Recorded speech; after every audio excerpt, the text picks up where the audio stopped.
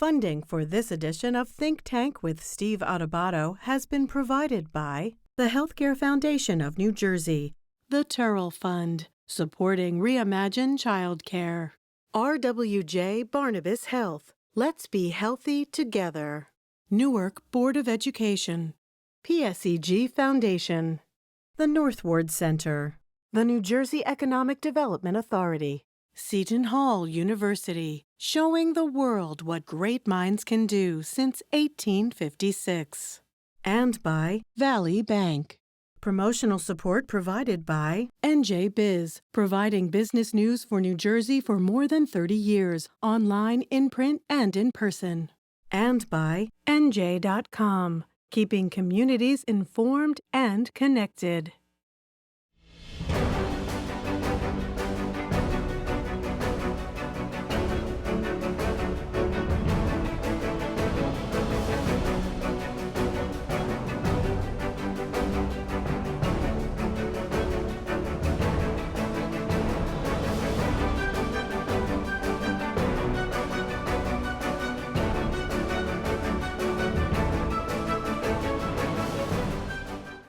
Hi, everyone. Steve Adubato. For the next half hour, you're going to hear a compelling, important conversation about mental health and our youth, our teens, our preteens.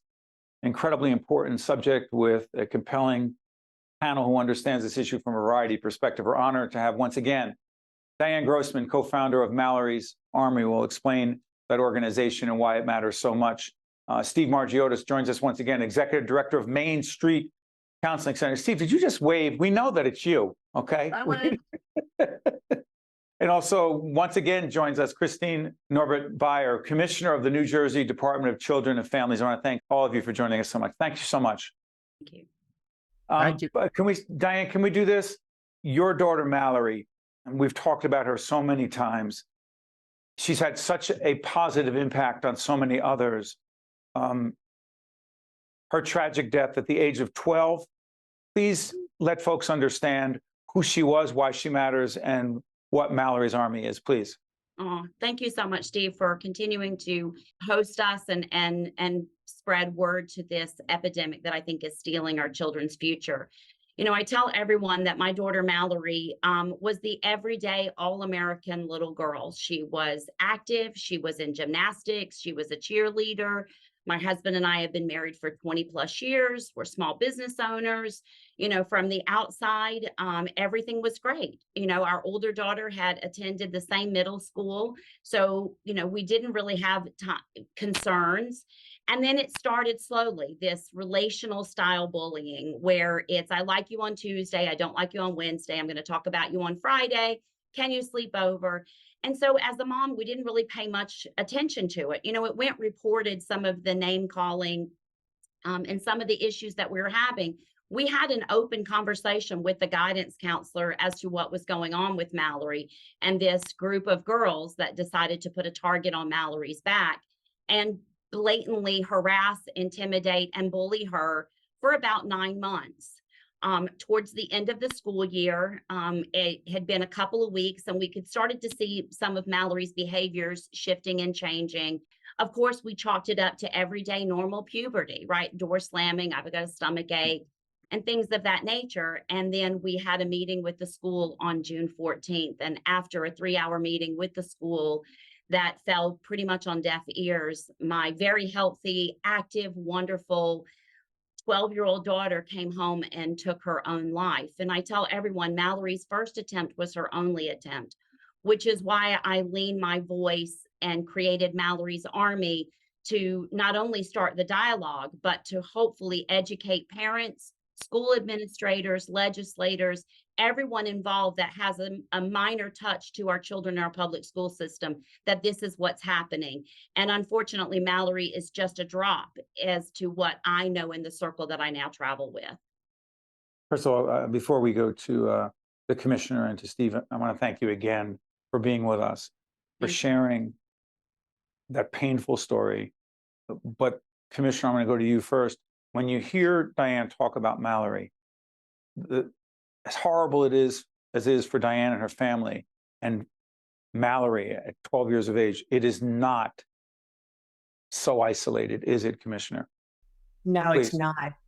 It's not. And Dianne, thank you for sharing your story. Of course. Unfortunately, it's not uncommon. And, we know that suicide is one of the leading causes of death for children ages 10 to 24 in this country.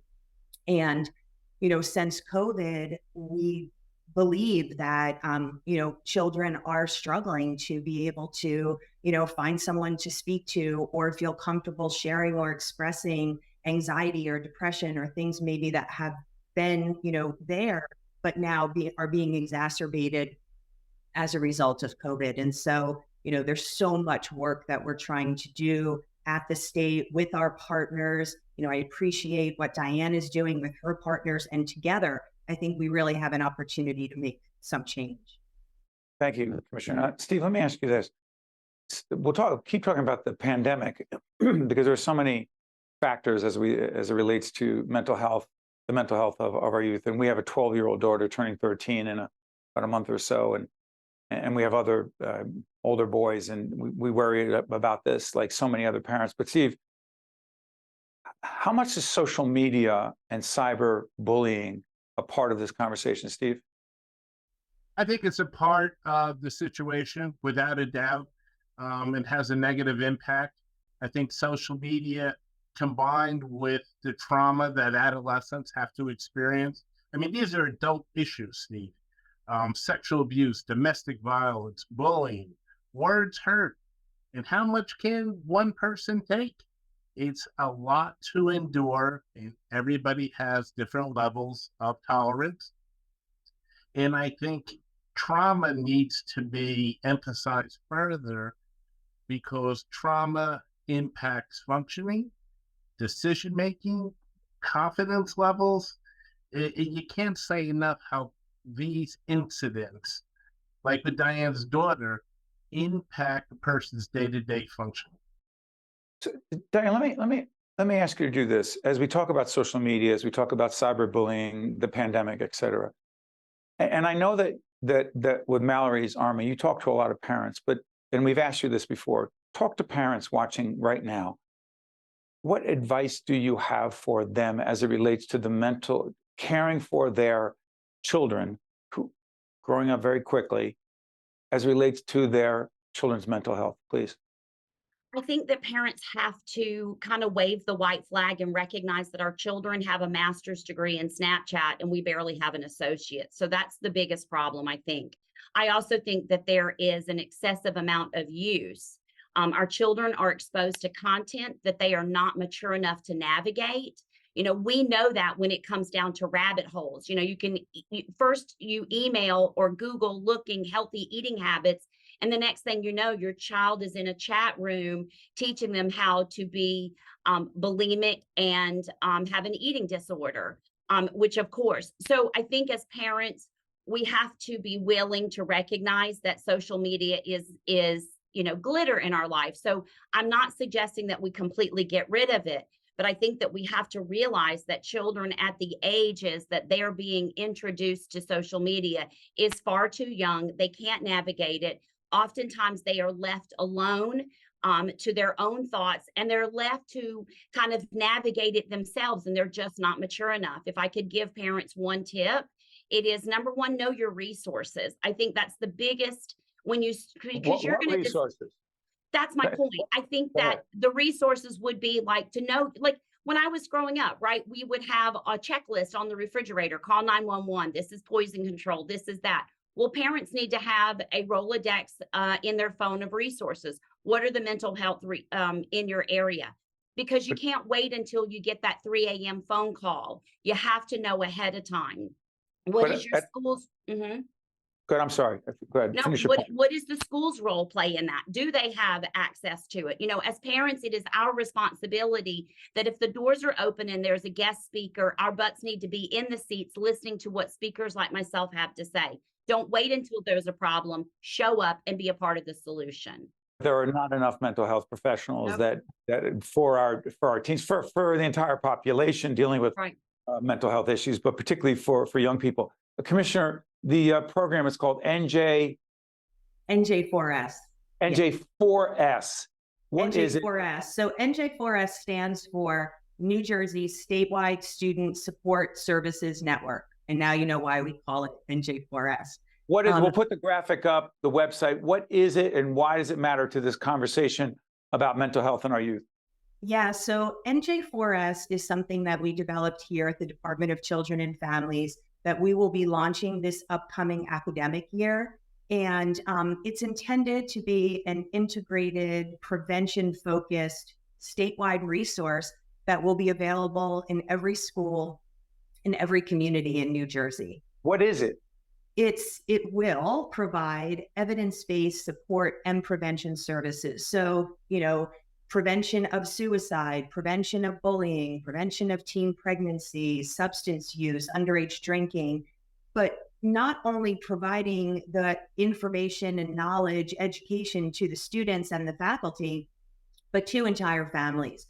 This will be the opportunity for parents to have access to resources and kind of the training or the education that Dianne is talking about, that we will have professionals, prevention specialists, as well as clinicians that will be available to the students, to the faculty, and to parents.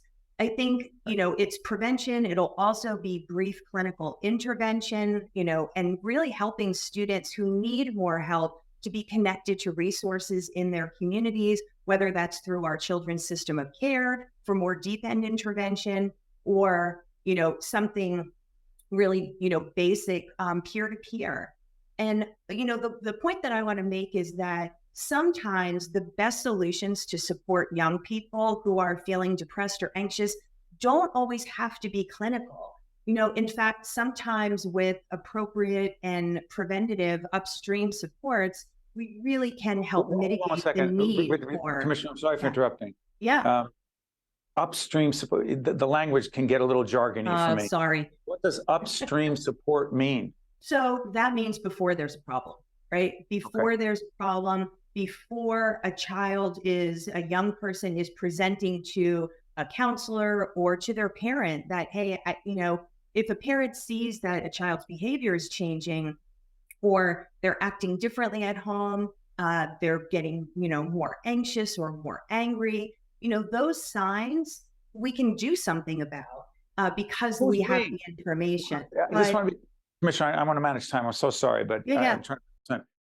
When we say we can do something, I'm looking at Dianne, and Dianne, I don't want you to interpret your head shaking for what I think. My body language. I'm sorry, Steve, and Christine, I respectfully, but we have the systems in place. We have the New Jersey HIB, and I can tell you for a fact that the school systems are not following it. And we know for a fact that bullying in school and online is one of the key components to today's suicide. Adriana Kutch's situation down in South Jersey is a written video proof.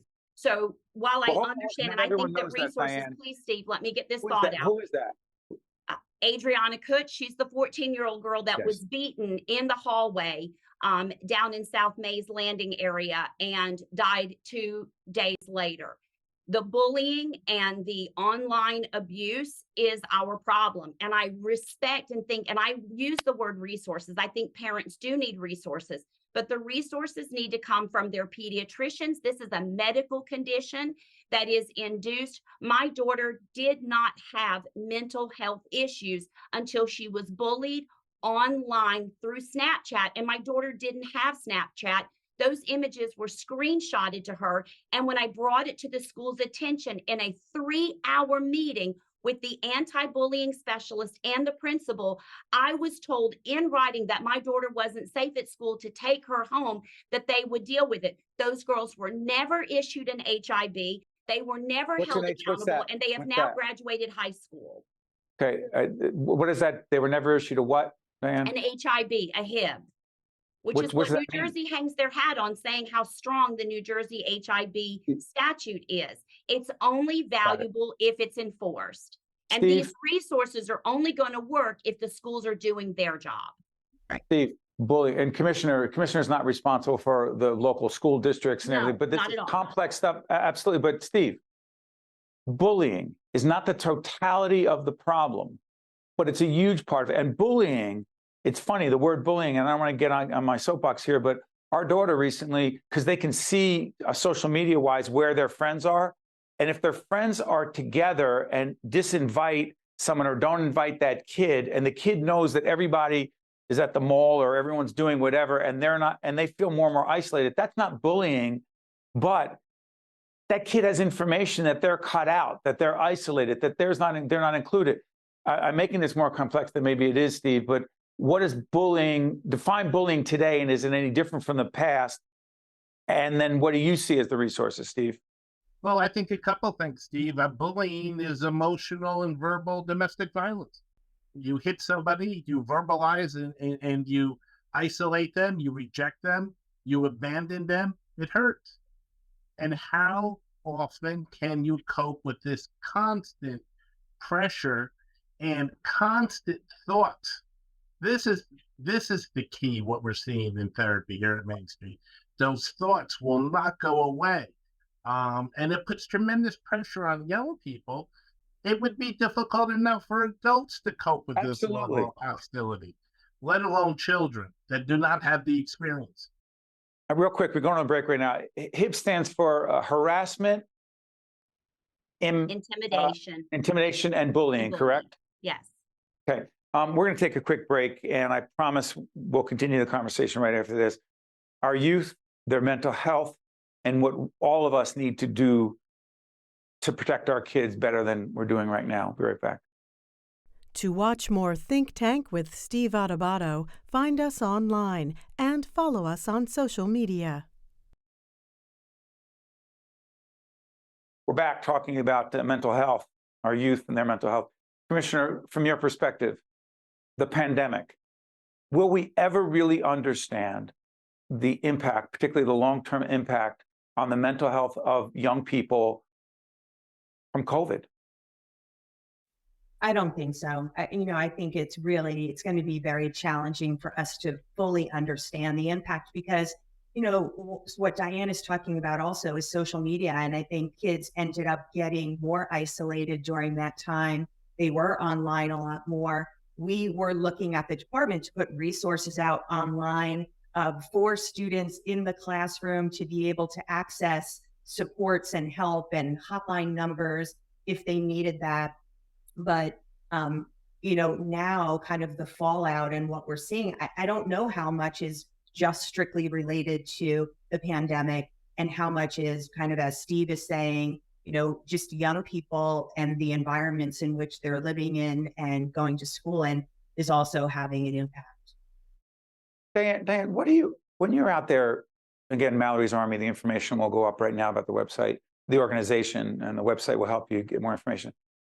Dianne, to what degree do you believe the pandemic has changed your ability and the organization to have open, candid, important, sometimes painful conversations about mental health in our teens? I think what the pandemic did is it put the devices in our kids' hand. And, we were all kind of struggling during that period. Parents are trying to work from home, kids are trying to school from home. So I think we all got caught in the cookie jar, and it gave our children access to content and online issues. I think the biggest problem we have is that parents struggle with, if I don't give my child Snapchat or TikTok, then I'm isolating them myself, because keep in mind, that's where kids hang out. That's I would right. say, to your point about the comment that you made about, my kids' friends are hanging out. I always say to parents, if your child is not invited to the birthday party, that's not bullying.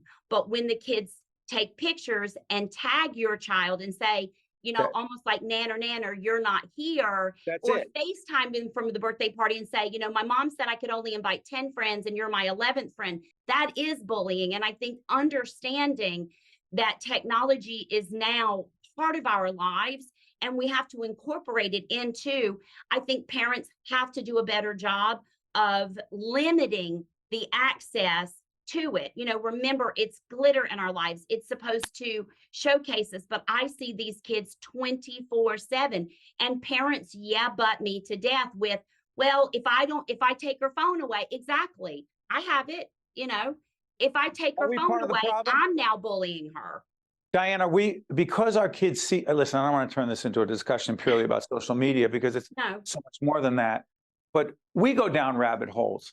Mm-hmm. We go down rabbit holes as adults. And someone says, well, I'm just looking at cats or dog video. Okay. But at times we go down rabbit holes that impacts our mental health. And if we have better coping, well, supposedly better coping mechanisms. So Steve, I'll come back to Dianne in a second. But Steve, this is the struggle that I know that it's not just my wife and I. She'll often say, Steve, leave it alone, let it play out, let the kids quote work. My wife, Jen, I hope she's not watching right now. Let the kids work it out, 12, 13 years old. Let the girls work it out. Let them work it out. If we don't believe they have the coping skills, Steve, I know it's case by case. There's a question here, I know. Trust me, there is. Letting it go, letting it play out, let kids be kids. Has that conversation changed dramatically because the stakes are so much higher today, Steve? I think what you're giving us an example of is minimizing it. Let them work it out. This is serious issues that have serious impacts. So I think it's better to get over involved than under involved. Yeah, but here's the reaction to that. And again, and when I talk about our family, I'm trying to, I hope it's representative of so many others. This is the conversation that our daughter will have with us. Dad, if you say something, if I let them know that I'm upset about that and you, God forbid, talk to another parent, then everyone will know that I did. And I'm like, okay, so I don't want to make it worse, but I don't want to just let it go and play out. Dianne, please, and I'll come back to you, Commissioner. Yeah, that's exactly what my daughter, after we left the meeting at the with the principal on June 14th, as we were leaving the building, Mallory looked at me and her dad and said, "You don't know these girls, you just made it worse." And that's what's in their heads. And that's what it is. I think that the problem with it is that we're expecting our children to be resilient. Resilient skills are built through socialization and through playground, through interaction. Today's parents, we do intervene on the playground. We do intervene in play dates. So our children are growing up as young as 2 and 3 and 4 and 5 years old, watching parents intervene and interact with their playing. And so they're not building the real resilient skill set. And so then when they get to middle school and we're like, well, why don't you just ignore it? We can't ask them to do that because we haven't given them the skills or the training to figure it out, which is why we say when I was a kid, our parents didn't get involved. Well, they didn't. But today's parents are involved. And so that requires parents getting involved in order to get resolution because kids don't know how to do it by themselves. Got a couple minutes left here. There's so much ground to cover, and I promise we're not fans of those our colleagues in the media who say, yeah, we did a program on youth and mental health. Check off the box. Next topic. So much more work needs to be done. Commissioner, how about this? Our producers brought up this issue that youth in the LGBTQ plus community are particularly being targeted right now, and mental health issues that they are facing they're not worse, but it's very complex and difficult, particularly with public conversations and legislation and public discussion about identifying who those kids are, those kids having, their parents have to be told. And where am I going with this, Commissioner? Help me, because there's a lot of talk, but do we understand the mental health issues in the LGBTQ plus community with teens, please? Yeah, I mean, I think the LGBTQ plus community has the same issues that we've just been talking about for the last 20 minutes or so, but they're exacerbated because it's one more thing that those children then have to deal with or feel very uncomfortable with. I think, maybe the Attorney General is currently leading an effort to address local school policies that would effectively out students, as you're saying, including to their parents, lawsuits. which could, exacerbate or make those issues worse. I mean, I think all of what we're talking about here, it's twofold. I mean, we have to be able to provide students with the social and emotional supports to help build their resilience at a young age. But at the same time, we also need to be providing parents with the right information and the words so that they feel comfortable talking to their students and understand maybe how to get involved or when to get involved and how to support them through their challenges. But this is not, there's not one thing that any of us are going to do to be able to help our students through their mental health challenges. And I think the earlier we can start in building resilience and educating and providing resources to parents, we're going to be much better off. No easy answers, but the conversation doesn't solve the problem, but we need to keep talking about it in a substantive, meaningful way with people who care deeply, like the three of you. To Dianne, to Steve, to you, Commissioner, I want to thank all of you for joining us. I promise we'll be back continuing to talk about these issues of mental health, particularly involving young people. Thank you so much. We appreciate it. Thank you. Thank you. I'm Steve Adubato. We thank you for being with us, and we wish you and your family, particularly the young people in your family, all the best. See you next time. Think Tank with Steve Adubato has been a production of the Caucus Educational Corporation. Funding has been provided by the Healthcare Foundation of New Jersey, the Terrell Fund, supporting Reimagine Childcare, RWJ Barnabas Health, Newark Board of Education, PSEG Foundation, the North Ward Center, the New Jersey Economic Development Authority, Seton Hall University, and by Valley Bank. Promotional support provided by NJ Biz and by NJ.com. How do you create change? By cultivating hope. And we see that every day. In the eyes of our preschoolers, in the souls of the seniors in our Adult Day program, in the minds of the students at Robert Treat Academy, a national Blue Ribbon School of Excellence, in the passion of children in our Youth Leadership Development Program, in our commitment to connections at the Center for Autism, and in the heart of our community, the North Ward Center, creating opportunities for equity, education, and growth.